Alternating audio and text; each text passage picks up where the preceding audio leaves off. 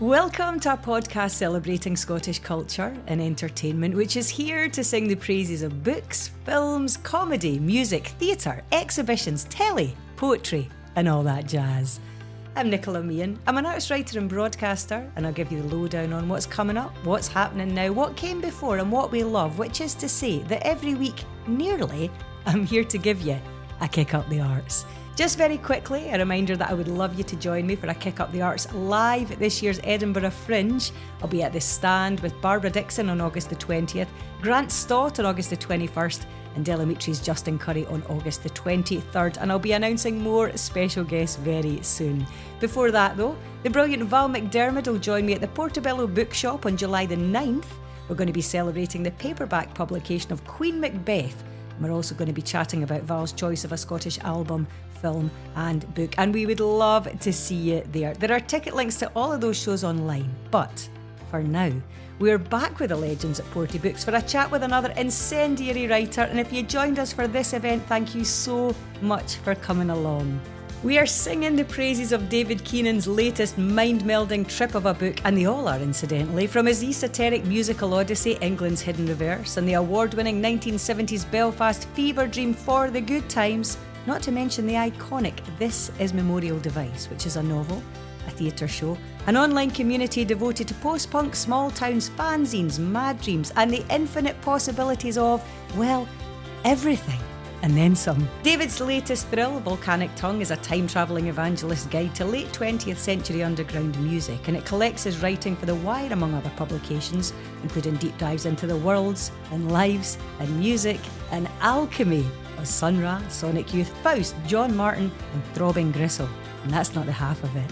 It takes its title from the mythical Glasgow shop that David ran with his wife, the pedal steel phenomenon and musical visionary Heather Leigh, and it was also the title of a weekly newsletter.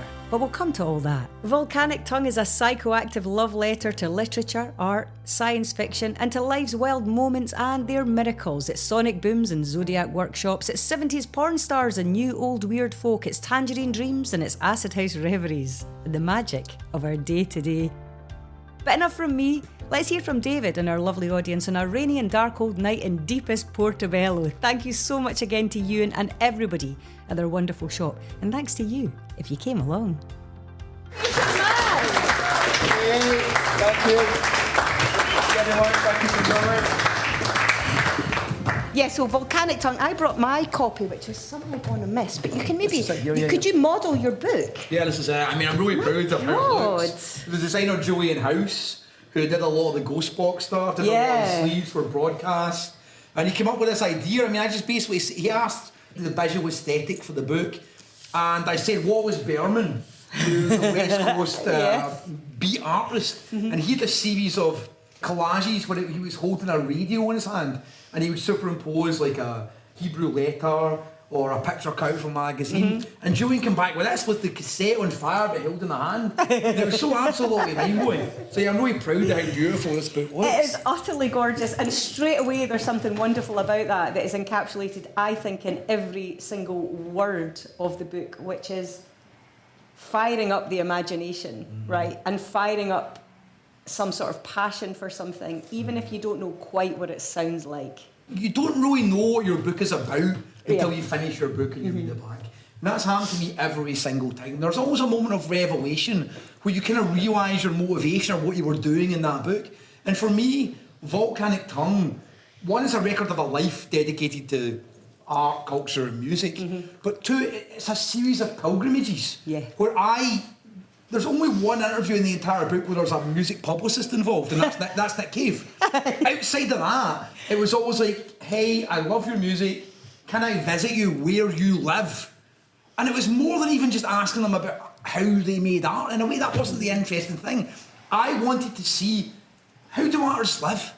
How do they live in the real world? What is their day-to-day like?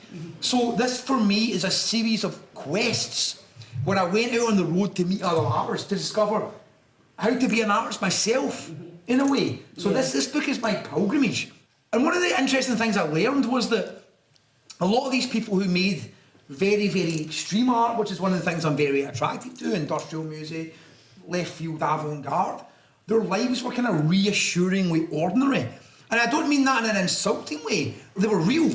You know, they had their dinner, they hung out with their pals, they struggled financially, but yet they were completely committed to music. There's one particular piece that I always go back to, which is an interview I did with a guy called Conrad Schnitzler.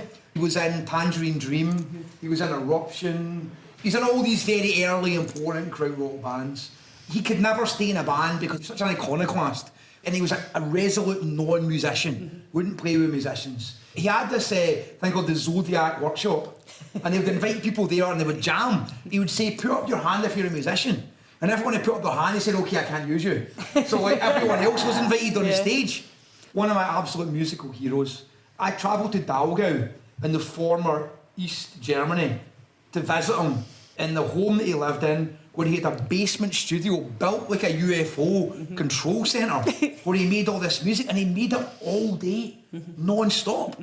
He showed me himself doing it. He had 4 CDRs, one had a bass line, one had a keyboard, and he would just show, this is how I do it. He'd fade them in. And he just ran them up, we put them up, and he's like, oh, I don't like that sounds like music. So he'd move the one that sounded like music down, and he'd keep it. And then he would record it and move on. He made hundreds of CDs. And this is the weird thing about meeting your heroes. There was something really sad after about it. His music is very lonely. And I really felt I was meeting a very, very lonely man. His wife had a flat in Berlin to support him as a teacher, and she would travel to Berlin, cook his dinner, go back and stay in Berlin overnight to wake up for her job. Yeah. And so she came halfway through the interview, made us dinner. Terrible thing to say, but it was the most disgusting vegetarian food I can still taste it to this day. It was minging. Absolutely minging. Did you tell her? No, I choked it down. But afterwards, so Conrad did this thing where he had a player piano. You put music that's got sort of little holes in it, and it plays it automatically. So Conrad said, let's move upstairs to the living room where I've got my player piano. And he took a piece of paper and he stabbed it with a knife. Like that. He took it up there and he fed it in the player piano. He handed me a beer. We pulled back 2 seats like you're doing, and he was like, and we just sang, listen to this totally discordant, random music. Occasionally he'd nod like, and it got so awkward, I began making my excuses. I was like, Conrad, do you know what? I've got to meet somebody in Berlin. I didn't. I've got to meet somebody. I've got to meet somebody in Berlin. We're dead down. And he was like, one more beer. I was like, I don't think I can do it. But you know what? It's a funny story. Conrad's long dead. Yeah. And when I look back on it now, I was like, why was I so keen to escape being around one of my favourite artists? I guess there was a sort of slightly suffocating loneliness to it. Yeah. But I have a big regret about things like that, because when I reread the book, I was like, who gets the fucking spit of David Conrad sits in the studio, and who runs away at the end of the night? I did wonder about revisiting, let's take it to the Epiphany, right? So apart from the introduction, it starts with your first gig. And you pretty much think your first gig is going to be AC/DC, right? Yeah. But And that's not what happens. I wasn't allowed to go AC/DC because my pals told me it was going to be too violent. So you go, what is it? In fact, I've got it somewhere. It's like, the opening words, apart from the introduction, are, in 1987, I was 16, and a slicked back, tucked in, all present and correct, Scottish geek. I mean, I was, and this is an example of how music and art can blow your mind. I mean, And how it can transform a man. In a good way. That's fine. Mean, You're genuinely fine. though, I mean, I came from a very working class household. My father couldn't read or write, and there was not really any culture in the house. Perry Como was my dad's favourite. Lena Martell was probably my mum's at this point. So I had no reference points for underground culture, and I sort of came out of it being a geek. I was into like science fiction, probably got into heavy metal, as I say, my first music. I was a member of the astronomy club, played Dungeons and Dragons. No shame in all that, still love all this shit. Yeah. Still, I genuinely do, but I had no references for that sort of radical underground culture. Yeah. And I got into it because I was very interested in science fiction fanzines. I always liked the DIY aspect. And for me, science fiction seemed very democratic. You could write a review, publish a fanzine, maybe interview a writer. And then I realised there was a parallel scene in underground music.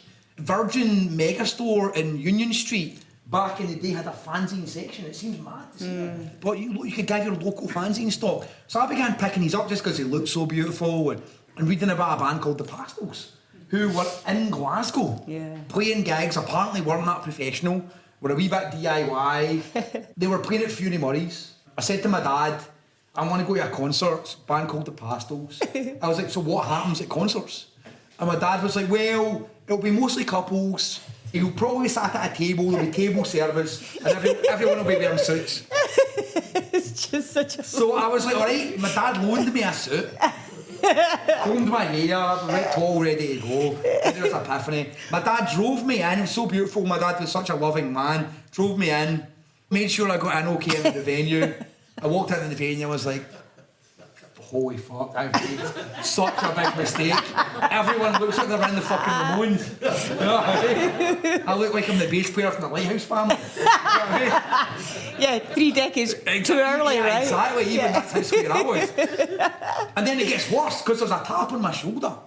And I realise my dad's too nervous to leave me and he's turned up in the venue with a glass of Coke for me. Stephen Pastor walks by, my dad's like, hi Stephen, obviously someone for a photo, I told him. I was like, Dad, what's fucking wrong with Stephen Pastor? So my dad befriends the bouncer who's sitting on the side of the stage at the time. My dad climbs on stage, sits next to the bouncer for the whole gig. I'm down the front, anytime anybody bumps into me, my dad and the bouncer are down like this, like giving me space, making sure everyone's okay. But I was having this absolute epiphany. Absolute epiphany.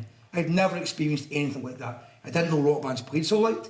I didn't know that you could have a technique that was imperfect, but still communicate something so intensely that went beyond any notion of technique. There was a level of pure belief in the night there that I knew in my heart that my life would never be the same again. And it genuinely was. And there are very few times you can point to that moment. I remember driving home silently and thinking my dad's no idea what's just happened to my brain. And I went up to my room in the loft that I had at that point, 17 years old, and I stood in front of the mirror and like I took my hands and like I messed up my hair. And I knew I would never comb it again. And that's such a wonderful, like, it's physically transformative. Like every molecule, you read that and it's wonderful. And this is just literally the first few pages of the book.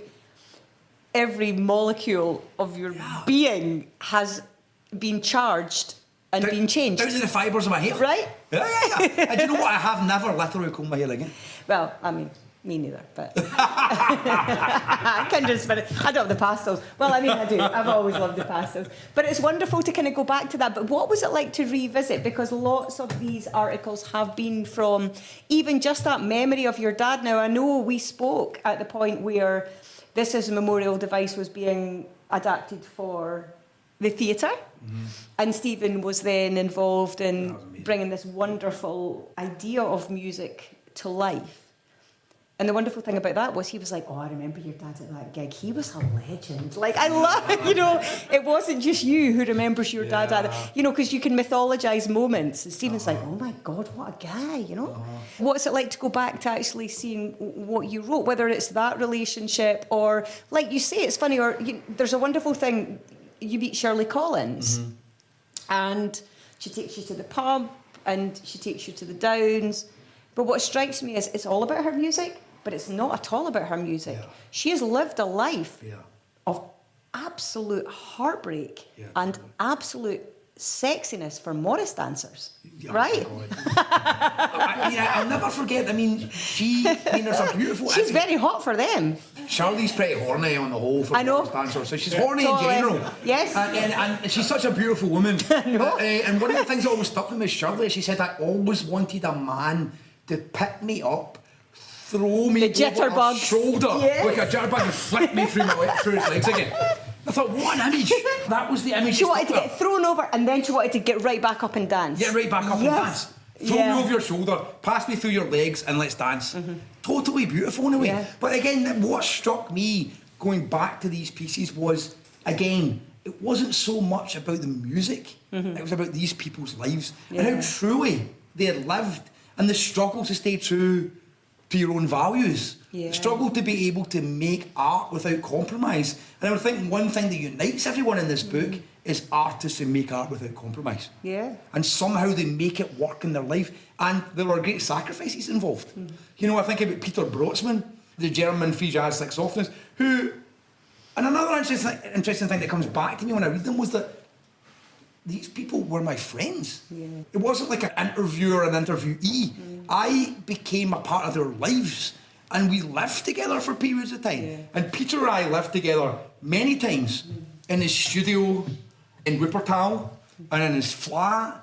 And again, it was such a privilege. But again, Peter was somebody who utterly uncompromising. And in a way, there was a lot of collateral damage in his life. Yeah. Because he was somebody who said, I am here to do a specific thing. I realise what that thing is, and the rest of my life might have to take a hit in order for me to realise what it is. And to me, there's something saintly in that. And I think there's a sort of saintly attitude that goes through the book. There's an article about Bill Drummond, which really talks about Bill Drummond as literally being saintly. Yes. And I believe that. I don't believe Bill was a performance artist. I believe Bill's closer to a saint, in a way. Yes. The last time I saw him, and it was a good while away, he was shining my husband's shoes over there at one of his many projects, right? Yeah. And it was that, but it was like everything is in the experience, right? Everything is in the moment. It was also to say, this isn't to belittle this relationship, but it's like, how amazing to be a part of it, how amazing to hear these stories. The moment you've tapped into something, Nicola, that I think is that so much of the music I liked and the art that I liked, I don't believe there's a reason behind that. I'm not interested in points or meaning particularly at all. But what does attract me is art that can bring you to the moment, that can wake you to the now. Everything that's ever taken place ever took place right now. There's no past, there's no future, there's an eternal unfolding moment. And so there's so many musics in my book, like free jazz, everything happening in the moment, improvised in the moment, no reference to anything outside that. Minimalism, the sound of the eternal now, the now that is forever. Punk. I always loved when Joe Strummer wrote in his t-shirt in 1977. In 1977. How fucking beautiful was that? Totally. So in a way, one of my favourite things, one of the things I was most interested in about music was music that would cure you of time. That would stop you living in a fantasy past or a longing future, and it would wake you up to the magic of the moment. But that moment, I would argue, and especially in this book, can be anywhere and any time. Totally. Right? Well, we're in Mexico in the 60s, we're everywhere, right? You absolutely take us to those points because music can. Yeah, totally. Well, I mean, whether we actually hear it or not, we can just read about it and still feel like we've been there. I totally agree. I don't. That one of the things that my music does. It's your music. It aspires to music. Yes. Well, I mean, that's exactly it. It aspires to music. It aspires to the quality of music. And this is a big thing that goes back to every book I've ever written. But maybe it's particularly underlined by This Is Memorial Device, which is the centre is everywhere. The circumference is nowhere. And so one of the big revelations that the musicians have in This Is Memorial Device is they're looking back and they think, we were just Airdrie, arse end of nowhere, never got reviewed in the NME, never got a gig in London, who cares? But then with the distance of time, they start to realise, actually, what we did was so brave and so profound, and in a way we believed harder. Almost more so because of that. And this is where it comes back, it's not easy being Iggy Pop in Airdrie. Yes. Because it genuinely is harder to be Iggy Pop in Airdrie than it is to be Iggy Pop being interviewed by the NME and living in Detroit. It's harder. But we were the people who believed it. And that's why we cut our cassette, we put on a gig, we published a fanzine, we wrote for the NME. Because art transformed our lives and it pointed to the fact that we were also at the very centre of the world. It's absolutely true. But you know what? You're so right about what you said as well, which is it can be utterly transformative and magical and psychoactive and time travelling. But the other thing that strikes me going back to so many articles that I'd already read and loved was you're right about the bit where you go, the day-to-day is also kind of magical, right? Yeah. And it can be heartbreaking. There are quite a few artists within the book that you write about that I worked with, especially I worked at Mute, so I worked with Nick Cave. Yep. I worked with Blixa Bargeld, right? But Blixa Bargeld, everyone's like terrified, this terrifying man, and he was still in, this was like, I worked with him like late 90s into the early 2000s. I think, is it 2004, thereabouts? That I think. Yeah, so it was like, so I like worked with him right over Silence is Sexy. We put the single out, of course, on Valentine's Day. Beautiful. Have you seen the video? It's worth watching. It's literally just a cigarette just burning.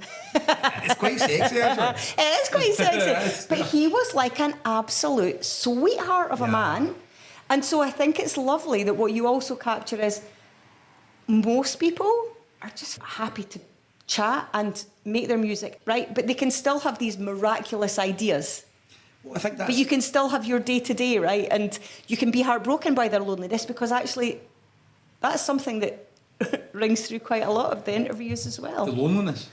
Jandek's a case in point. You know, it is a... very isolated... There's something there. ...person at the time. And I mean, this is how weird it gets. I was about to say I can talk it to you because it's really small and private. It is, and but I realise it's not going to be a podcast as well. But talking about how much I became involved with some of these musicians. I mean, me and Heather, we became Jandek's backing band. I played drums. I'd never played drums in my life, and I went on tour with Jandek playing the drums. You became his backing band, and he was your best man? Jandek was the best man at me and Heather's wedding. That's just how insane it gets. So that's how embroiled the personal and the musical, even though you're not trying to ingratiate yourself, but you never were. You've always said the rock critic thing, it was about a life. It was about being immersed in it. I was never a critic. You loved it. You loved it. I never came to critique. I would never describe myself as a rock critic. Yeah. Because I wasn't there to dissemble or pull apart. The subtitle of the book talks about evangelism. Yeah. I was an evangelist. Mm-hmm. The reason I wrote about this music was that it transformed my life so completely that I wanted to pass on the keys to the kingdom in a way that might transform other people's lives. Yeah. And I don't consider even the pieces in the book interviews. I consider them conversations between two human beings who are interested in art and who perhaps came from different places. And they're not even really about music in as much as you learn much more about their music by talking about every other aspect of your life. You learn much more about Shirley Collins and her voice by hearing about her memories of Dolly, her absolutely devastating heartbreak, her absolutely, really sexual love of Morris dance. I'm like literally, I can't go over that. You know, or Einstein's Ende Neubauten, right? There's this wonderful thing. So we're hearing about the kind of social memory and haunting and political haunting of every building and every street. In Berlin. Right. Yeah. But you've also got Blixa, you know, you've also got the politeness of them. And that's, I suppose, maybe because I know these people a bit more, I love what you capture of their spirit. And he's going, am I being very polite or I'm being very impolite, right? Because the facade, and it is that, or the mythology, is almost sometimes so unrepresentative of this very lovely person, right? Yes. Right? But now, the access you get to artists on a mainstream stage would mean that you would get close to that. Well, but that was never what fascinated you, right? No, it's much more mediated in a way. Yeah. And I think what you're right when you say it's not necessarily just about the music. Obviously, it was the music that brought me there in the first place. But again, this goes back to the sort of themes that I think my entire life work is obsessed over. The idea of the quest. Yeah. The quest. When I went to see that Pastels gig, all the details I talked about earlier on, my dad driving me there, everyone looking like the Ramones, the awkwardness in the venue, driving back home silently across the M8, messing my hair up. I began to realise that these are all the aspects when we go out on a quest to travel to art.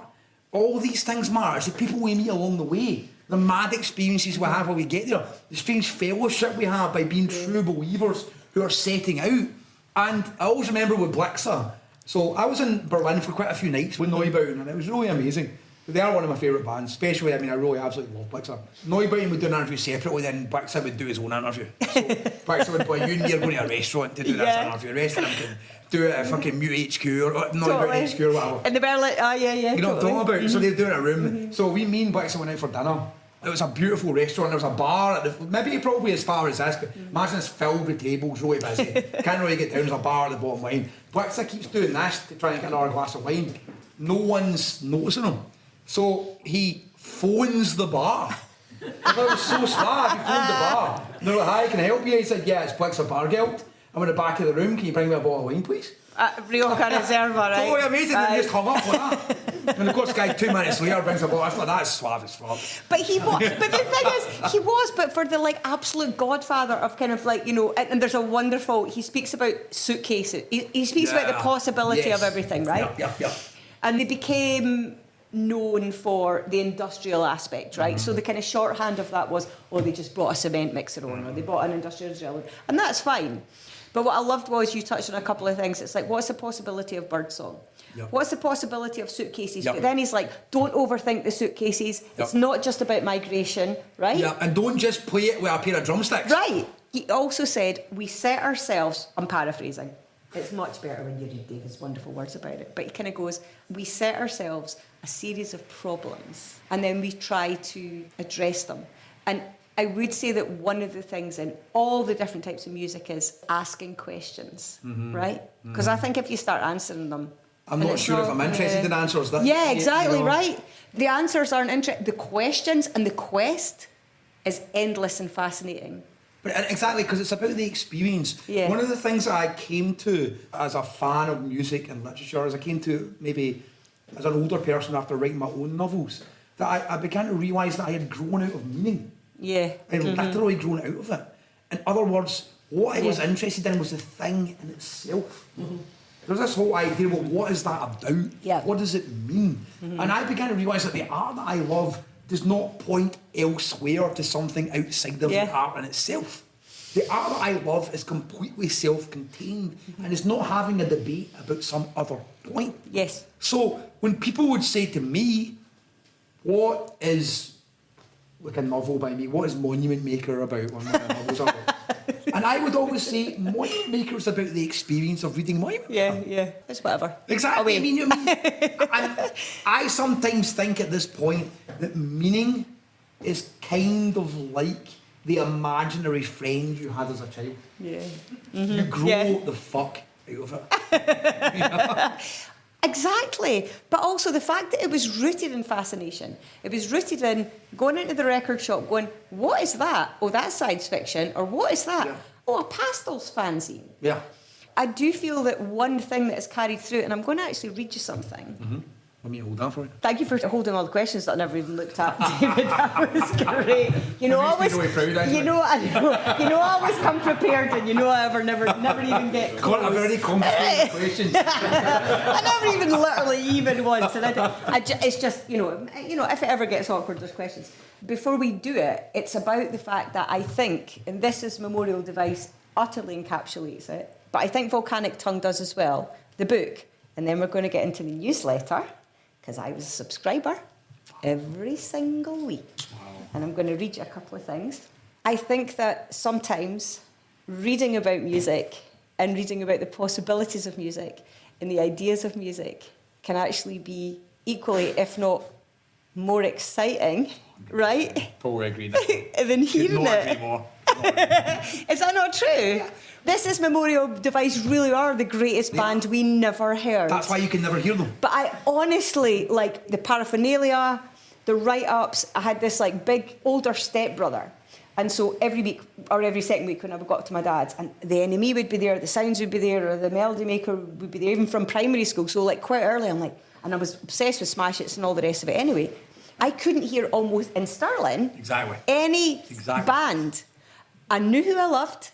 I knew who I wasn't keen on. I knew who I was fascinated by. I mean, from the write-ups to the features to the reviews to the classifieds. Yeah, totally. And when I read This Is Memorial Device and when I subscribed for all those years to Volcanic Tongue, I've got to say now, I adore you and beautiful Heather. At the time, I was also so in awe of the whole thing. I never came into the shop because it was also a shop in Glasgow, Volcanic Tongue, because I was like, I'm not cool, I'm not a cool person. I don't know enough about anything. And I kind of felt heartbroken about that for a while, and then I was like, no, it was part of the same thing. It was a monument to something, right? I don't feel so bad that I wasn't there, because I kind of feel like I was. We were so open and friendly. I just didn't. You know, I'm not even like, I can't even phone for a Chinese takeaway. Like, you need to understand. I'm okay in this environment. I'm not. But that idea of encapsulating something that you haven't heard, the power of that music, right? Just quickly before you read that, I would say this is what happened with. I grew up with the music press. Exactly that. Yeah. And you would often read about things before you ever had heard them. Yeah. And you would build up these insane fantasies in your mind. And in a way, I think that's what caused post-punk. People read about the Sex Pistols, never heard them, but literally began making music who couldn't play instruments. And when you hear the Sex Pistols, they can actually play their instruments. You cannot play Ark in the UK without knowing a bunch of bar chords. No.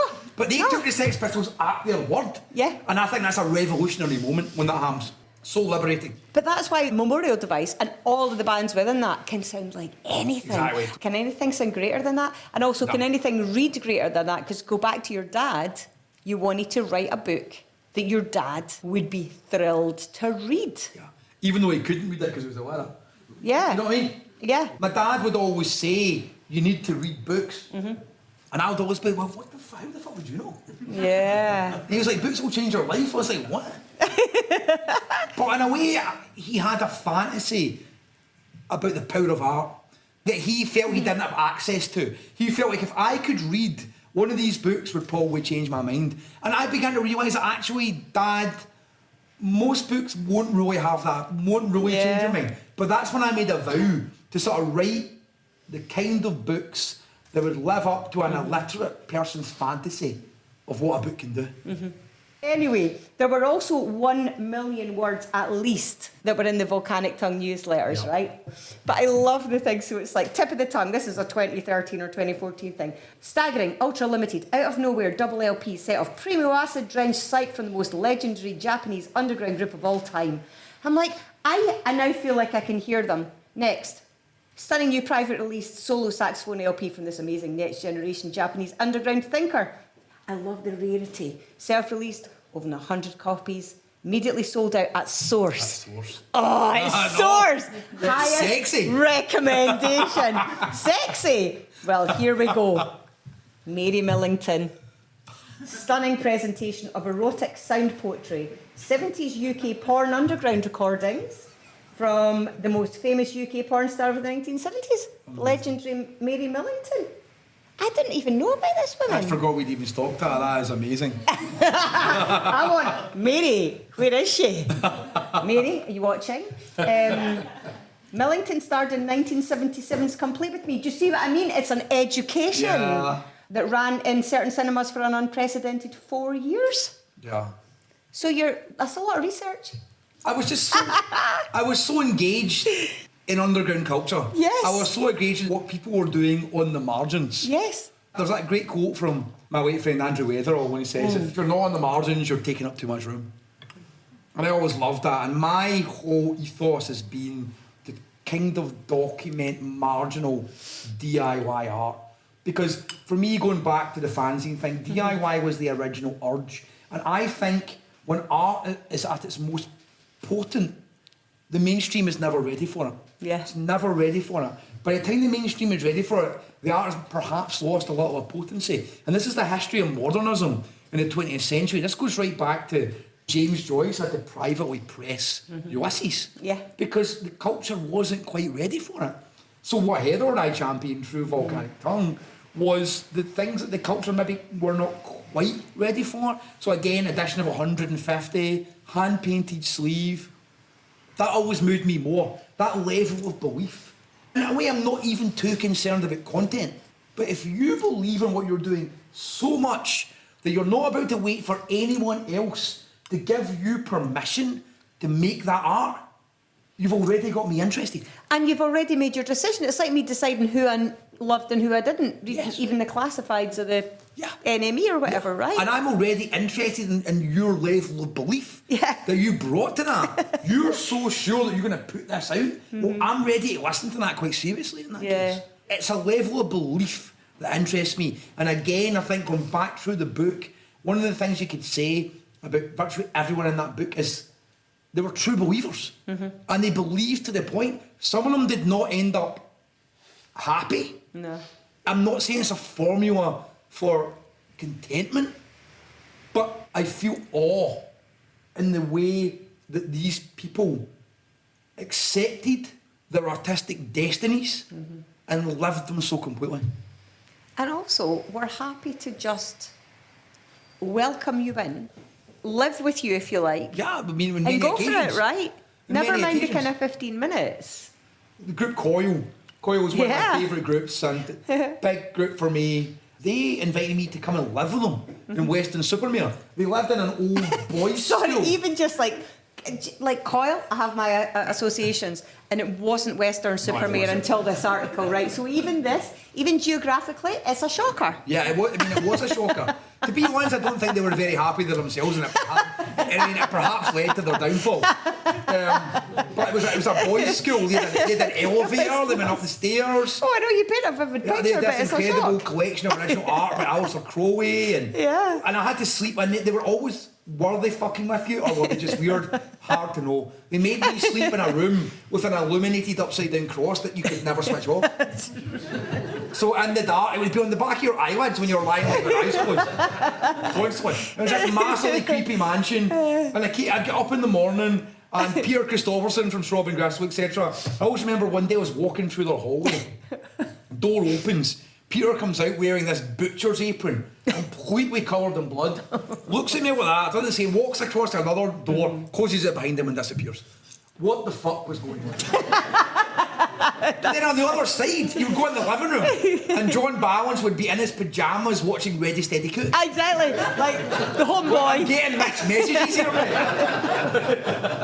But that's the beauty of it, Beautiful. right? Beautiful. But also, the flip of it is, they invited you, but you said yes, right? I think there's an openness. There's a real lovely sense of light, right? There's a lovely sense of light. You see at the very end of the that lovely epiphany, which starts at about the pastels, it's like they lit up the night sky. Yeah. There are visions of light, certainly towards the end of the incidentally thing, and even just the way you've spoken about this.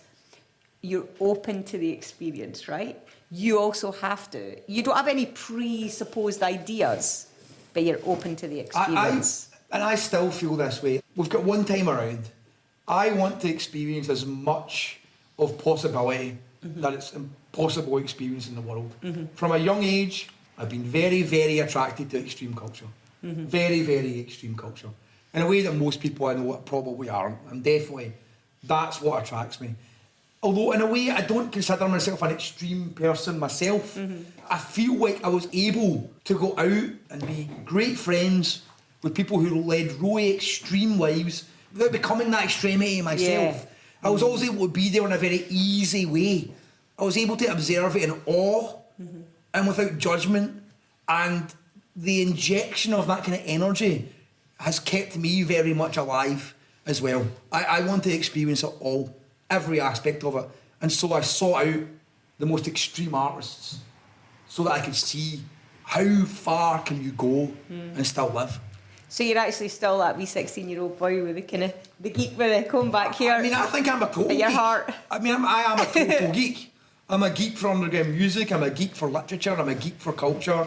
I'm a fan, but I'm a fan who has to get involved. Yeah. I can't sit on the sidelines. No. I'm not someone who's there to like just consume other people's art. I was looking... Or judge it, right? Or even judge it. I was just looking, I guess, in a way for permission to become the artist I thought that I could possibly be. One of the things about this book is the preamble to all the novels I wrote. Yeah. This book finishes 1 year before I published my first novel. I'm very, very aware of the chronology there. Yeah. It's crazy when you read it. It's fucking crazy. So anyway, this is like... William Burroughs has a book called My Education. And it's just, it's always dreams, which I thought was beautiful. But in a way, this book could definitely be subtitled My Education. Yeah, totally. Well, listen, here's to that. Let's have a cheer, by the way, just because we talked for a long time there. I'm very impressed with us. Thank you so much. Even get a chance to drink these wines. Have you guys got any questions? Do you have it? I mean, would it offend you if I was willing to consider you as an urban philosopher? I'll partly qualify that question, apart from much of what you've said tonight and your view of culture and life in small towns, but I'm fascinated by your approach to Airdrie, and you've said it multiple times that, it's easy to look at life in the 70s and 80s in a small town in Scotland as a fairly grim existence, whereas you actually tap in to the positivity. So you seem to be bringing different kinds to the culture. Well, do you know what? I mean, I couldn't agree with you more. I think of myself as a romantic, maybe more than a philosopher, because I'm not sure about ideas, but I've come to say yes. I've come to say yes. On whatever terms it takes, I've come to say yes. And I think this is the big, bold thing that all art asks of us. Can you say yes? In the face of the inevitable suffering, breakdown and difficulties that every one of us go through, art is somehow affirmative. It says yes. And when I was growing up in Airdrie, a supposedly small, shitty town, I had the best time of my fucking life. I fell in love there, discovered art there, I had wonderful parents. I wandered in the beautiful parks outside, and I came to realise again what I was saying earlier on, that the centre of the world is right here. It's so easy to say no. It's so easy to be against stuff. What a challenge to say yes. And I think all the art that I love in my books are about the big challenge to say yes. Memorial Device, growing up in Airdrie, for the good times. A bunch of boys growing up during the Troubles. How hard is it to say yes then? But this is the challenge. There's an amazing thing that the mythologist Joseph Campbell taught a course in mythology. And it always blew my mind that when he started the course in mythology, he showed a film of an insect that had been invaded by a parasitic wasp. And the wasp's larvae were eating the living insect out from the inside, writhing in pain. And he points to this and he says, can you say yes to this? Because life feeds on life. And I was like, what an amazing way to start a course in mythology. So in a way, I think my books are part of that same mythology. I think we're dealing with archetypal experiences. Every human has to go through these things. And the big question is, can you say yes? And that's why I think we talked about James Joyce earlier on, the ultimate example of DIY publishing. But at the end of that book, I never saw modernism as a sort of dissembling or critiquing. I saw modernism as the absolute striving to be affirmative. And the end of Ulysses, yes, yes I will, yes. It's probably the best ending of any book ever. And that's what I'm all about. Hi David, I'm pretty sure Stephen Pastel would like it pointed out it's the Vaselines that couldn't play their instruments, wasn't it? Yeah. But no, I just wonder, you talk about volcanic tongues ending at a point, and obviously, where are you now then on the journey after the book, musically, and still on the quest? Well, that's very interesting. That's a good question, because what happened to me after Volcanic Tongue, now, we were very committed to underground music, and we were keeping up, as I say, 1 million words in 10 years, so we had no time to really check out anything else. And it was such an exciting moment. I knew I was involved in a moment where so much DIY shit was happening. I was like, I don't have time. I need to be here, because this is what is taking place. But since then, I have had a very different musical epiphany, which surprised me as well. And it came through, I mentioned him earlier on, the DJ Andrew Weatherall. Yeah. So when I published my first novel, This Is Memorial Device, the first person to read it outside my editor in manuscript form was Andrew Weatherall. And I didn't know Andrew Weatherall. I wasn't into acid house or dance music. We were focused on underground music. And Andrew wrote to me and he said, I've read your books, blown my mind. Andrew was editor-at-large at Faber and Faber at this point. So my book came out in Faber and Faber. So then I met Andrew. Andrew recorded a double album of music inspired by This Is Memorial, which has never seen the light of day. We don't know where it is since he died. But that's so apt as well. It's so Sorry. perfect. It'll probably never be heard. A ghost album of made-up bands. But then Andrew and I began doing the launch thing for Memorial Device, just me and Weatherall in conversation. We had it off so well. We only knew each other for a few years before he died, so tragically, but we had such an intense friendship. We did so many events together. I began going to his DJ sets, and I had an absolute epiphany. I began to realise that this whole thing I'm talking about meaning, moving beyond meaning, I realised that acid house was exactly that. Yeah. And that's why the music press struggled to write about it. There's not really any lyrics. No. There's no meaning to it. It's pure ritual. It is pure celebration. To be on the dance floor while Andrew was DJing was to be in the moment completely and utterly and beyond ideas. Yeah. So my epiphany post-Volcanic Tongue was acid house. And I came to it much later. And I don't really know how to explain it, but so many people who were DJs became really big fans of my novels. And I ended up hanging out with Sean Johnson, Justin Robertson, David Holmes. True. Almost more so than musicians, right? Yeah, I'd say DJs and people who were into dance music became a bigger audience for me than underground experimental. And to this day, that's absolutely accurate. Yeah. So Andrew had a festival in Carcassonne called Converanza. It's in an old fortress, medieval fortress. The only festival that takes place there the entire year is Andrew Weatherall's Acid House Festival. Makes no sense, but it does. And so Andrew invited me to be a writer in residence when he was still alive. And he got me this beautiful hotel. I stayed there for maybe 10 days, worked on a new novel. Andrew turned up for the festival. We went down, there's beautiful gardens. It looks over the whole of the medieval site and out to the town. Stunning.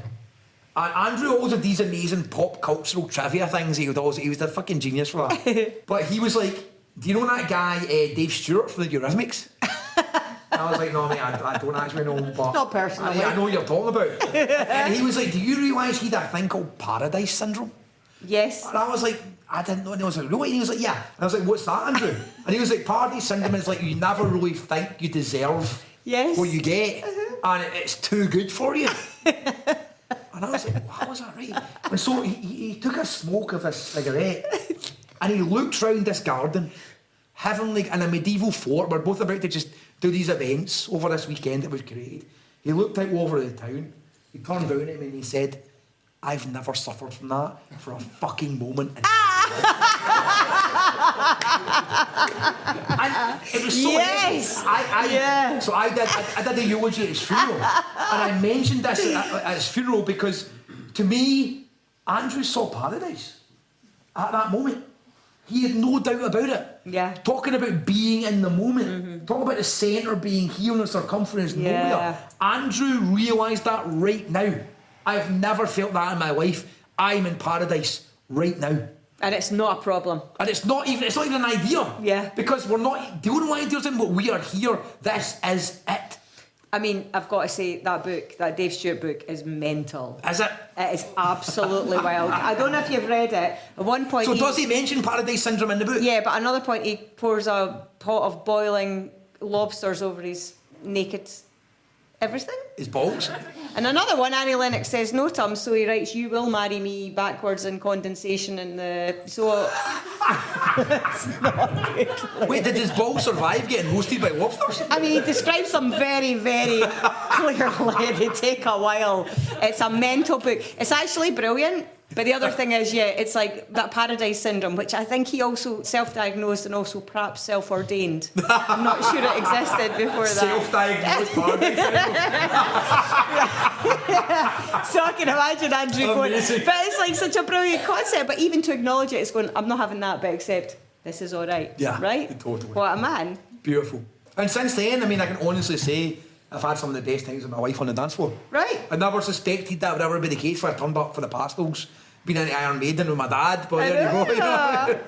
It'll all be couples. It's a beautiful book, honestly. The stories are all wonderful. We've just touched on a few of them. Thank you so much for coming, and of course, get the book. Get all of David's books. They're all utterly wonderful. The novels, England's Hidden Reverse, of course, which goes very, very deep on so many other bands, but also Volcanic Tongue. I'll model it this time. I've not seen the hardback. It's gorgeous. Lovely, isn't it? David Keenan. Thank you so much as well. Thank you so much. Thank you for Arabella Books. A pleasure. As always. As always. Thank you. The miraculous David Keenan live from the Portobello Bookshop. Thank you again to David and Ewan and the team at Porty Books, and to you if you joined us or if you just listened, and especially if you asked one of those brilliant questions at the end. Who were you? I would love to give you a shout out. Volcanic Tongue is out now via the excellent White Rabbit Books. Buy all of their books, they are all terrific. And there's also an absolutely fierce companion album which you should also hunt down. It is as good as it sounds. And that's saying something. If you're after more chats like this, you might like a Kick Up the Arts with Michael Peterson, which we recorded live at the Glad Cafe in Glasgow, or with Altered Images Claire Grogan on the revelatory powers of simple minds, or on Liz Lochhead's eternal poetic genius. My words, not hers. She's far too modest, but she is wonderful. There are so many episodes. I'd love you to listen to them, and there's lots more to come. In the meantime, remember and join me for Val McDermott, Grant Stott, Justin Curry and Barbara Dixon live over the next wee while. If you fancy, lots more guests to come for our live shows. Just sign up for the newsletter at akickupthearts.org for updates and guests. Maybe even some ticket competitions. And thank you wherever you are for listening. Now, go read absolutely everything and listen to absolutely everything by David Keenan. Bye for now.